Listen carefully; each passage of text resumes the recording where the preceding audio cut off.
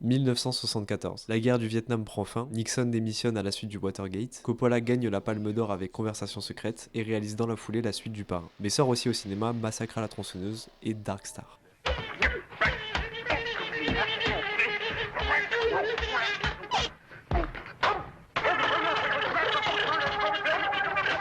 Dark Star, c'est une comédie de SF de fin d'études réalisée par John Carpenter, avec Dan O'Bannon dans le rôle principal et à l'écriture. Le film fonctionne moyen, mais ça plaît au scénariste Ronald Shusett qui entre donc en contact avec O'Bannon pour en écrire une variante horrifique. En parallèle, O'Bannon se retrouve sur Dune de Jodorowsky, qui finit malheureusement par être annulé, mais cela lui permet de croiser le chemin d'une personne qui aura toute son importance par la suite. Se retrouvant donc dans une misère financière qui contraint O'Bannon à dormir sur le canapé de Shusett, tous deux en profitent alors pour revenir sur leur version horrifique de Dark Star. À la suite de multiples modifications et ajouts, ils en arrivent à une nouvelle version qu'ils baptisèrent Star Beast. Mais vu que le mot alien revenait sans cesse lors de la conception du script, ils décidèrent de l'adopter pour le titre définitif de celui-ci. Cette première version est donc envoyée à plusieurs producteurs, et Walter Hill et David Giller tombent alors dessus. Étant signés chez la Fox, ils persuadent d'en faire l'acquisition. Suite à cela, Hill et Giller opèrent des modifications telles que l'ajout du personnage de Ash et le changement de genre du protagoniste. Et c'est après de nombreux accords et désaccords qu'arrive la version finale du scénario, prête à être adaptée. Petit problème, la Fox est frileuse à l'idée de produire de la SF, mais Star Wars et ses 775 millions de dollars de recettes leur fait changer d'avis. La Fox cherche alors un réalisateur et finit par choisir Ridley Scott. Convaincu par son précédent film Les Duellistes, Scott accepte et comme avec tous ses autres films se lance dans la conception de storyboards qui explosent le budget du film, le faisant passer de 4 à 11 millions de dollars. Mais la qualité étant au rendez-vous, la production acquiesce. Mais cela reste juste, tout comme la durée du tournage. De ce fait, celui-ci débuta avant l'aboutissement même des décors, ce qui oblige la production à mobiliser plus de 200 techniciens pour les finir. Décors qui étaient également trop petits par rapport à la vision de Scott, l'amenant à solliciter ses propres enfants pour jouer les cosmonautes dans les plans larges, ce qui offrit une toute autre échelle au décor. Chaque problème a donc sa solution, mais Scott avait une crainte, l'apparence de la créature. Entre alors en scène Hans Rudi Giger, un designer et plasticien qui fut recommandé par O'Bannon après l'avoir rencontré sur la production de Dune. Mais la Fox, réticente d'incorporer ces illustrations malsaines, n'est pas hyper convaincue à l'idée de l'engager. Scott étant persuadé de la nécessité de ses travaux, établit un pressing auprès du studio pour que celui-ci soit finalement pris aux effets visuels. Giger confectionne alors l'alien ainsi que l'épave très organique dans laquelle celui-ci est retrouvé. Ron Cobb, directeur des effets spéciaux sur Dark Star, sera quant à lui engagé pour réaliser le design plus industriel du Nostromo. Pour ce qui est du casting, Scott se concentra sur des comédiens assez méconnus du grand public à cette époque et choisit donc Tom Skerritt dans le rôle du capitaine Dallas, John Hurt pour l'officier en second Kane, Yaphet Kotto pour l'ingénieur en chef Parker, Harry Dean Stanton pour l'assistant mécanicien Brett, Ian Holm en officier scientifique Ash, Elena Bozic pour l'IA du Nostromo Mother et Veronica Cartwright jouera la protagoniste Ripley, jusqu'à ce que Sigourney Weaver, castée en dernière, entre dans l'équation et obtienne le rôle principal. Cartwright, quant à elle, ne sera prévenue que lors du premier jour de tournage pour son recast dans le rôle tertiaire de la pilote Lambert. Pas cool. Enfin, l'alien, lui, sera interprété par Bolaji Bedajo, choisi notamment pour sa silhouette élancée.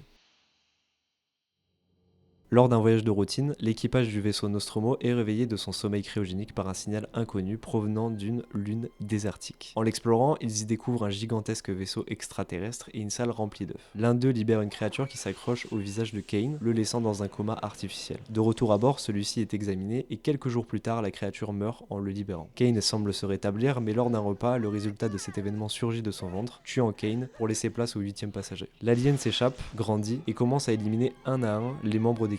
Tandis que Ripley découvre via l'IA du vaisseau que Ash, l'officier scientifique, est un androïde obéissant aux ordres de la compagnie pour laquelle il travaille. Compagnie qui les a envoyés sciemment vers ce cauchemar pour s'assurer que l'alien soit ramené sur Terre, quitte à sacrifier l'équipage. Ripley lutte alors pour sa survie et tente in extremis de s'échapper du Nostromo avant de le faire exploser.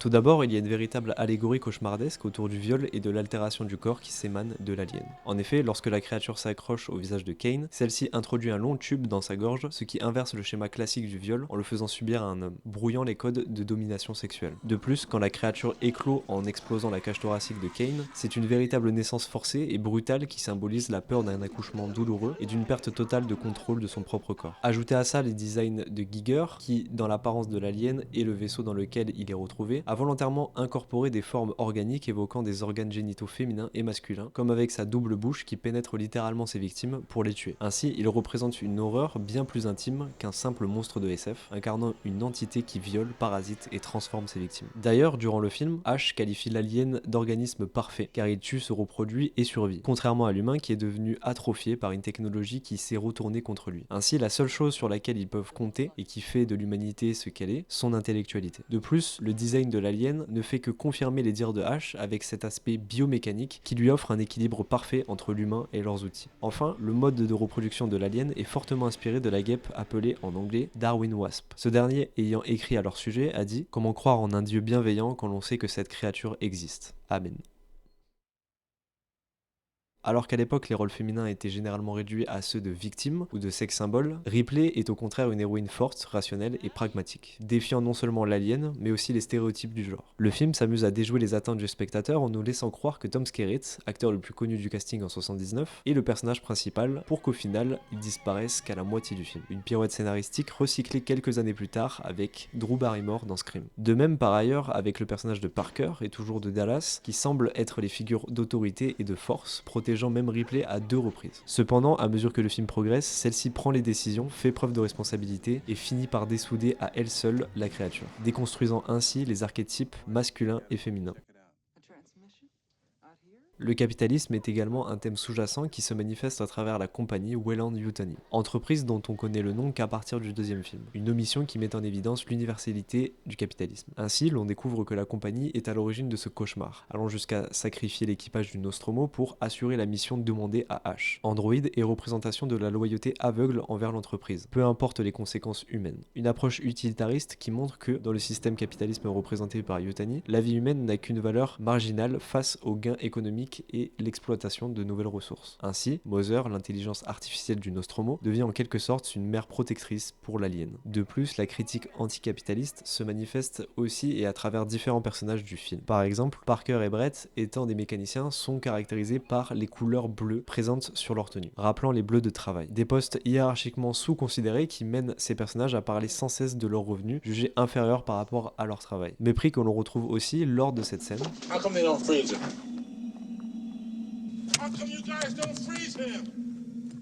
Remarque pertinente mais pourtant ignorée. Ou durant cette scène où Brett se fait traiter comme le dernier des larbins.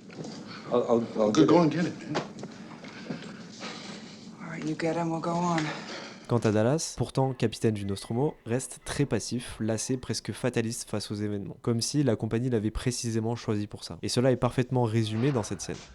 Just tell me how you can leave that kind of decision to him. Look, I just run the ship.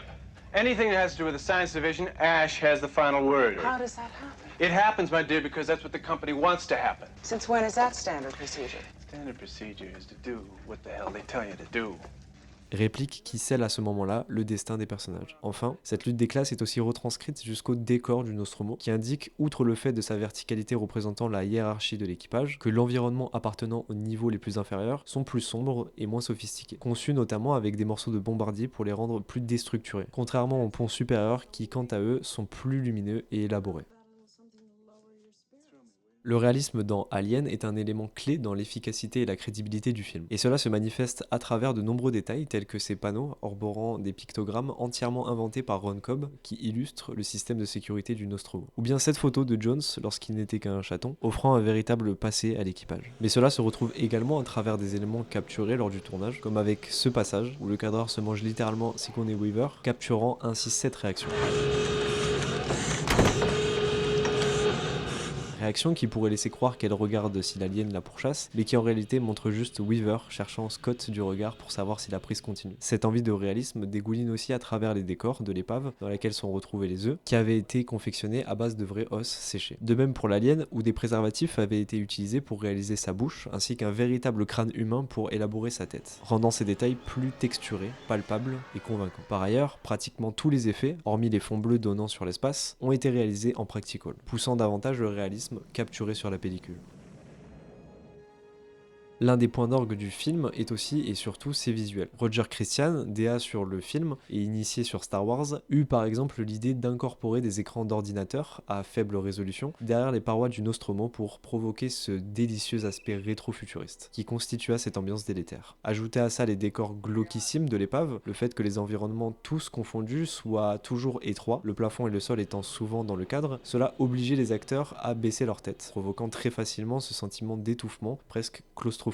Claustrophobie également exploitée narrativement avec l'absence de mention liée à la temporalité, nous perdant davantage dans le temps et l'espace. De plus, toujours dans cette idée d'étouffement, l'utilisation du scope renforce cet aspect, avec des entrées et des sorties de champ toujours plus longues comme la lenteur du rythme, qui crée plus facilement de la peur et de l'attente chez le spectateur. Attente d'ailleurs toujours sollicitée, avec l'intégration de bouteilles d'oxygène dans les décors, laissant croire à la potentielle présence de l'alien.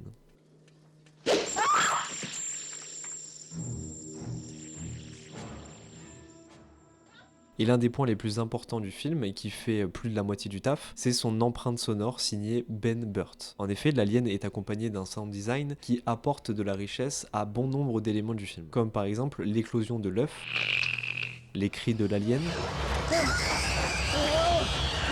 ceux de Lambert,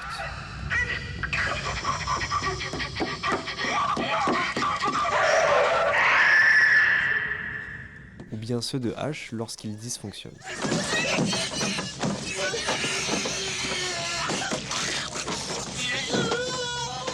Ou alors ces bruits de chaîne. Les sons de ce film sont alors développés et élaborés pour que notre sens auditif ne soit que plus exacerbé. Et cela réside même dans les silences, comme avec ce bruit blanc représentant les moteurs du Nostromo.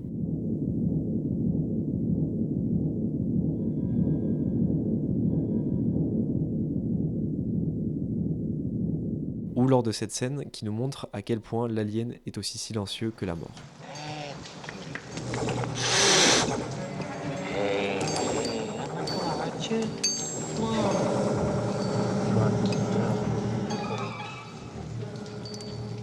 Enfin, la musique de Jerry Goldsmith contribue également en grande partie au poids malsain recherché par Scott, qui certes lui a fait refaire toutes ses compositions, allant même jusqu'à en supprimer certaines, mais qui accompagne parfaitement chaque détail du film, grâce notamment à ses arrangements réalisés avec des instruments à cordes qui renforcent ce côté strident, sec et organique, épousant étroitement le travail de Giger. Là où à cette époque, pas mal de films préféraient emprunter des synthétiseurs. Bref, Alien ça va sur ses 50 ans et c'est pas décidé à vieillir.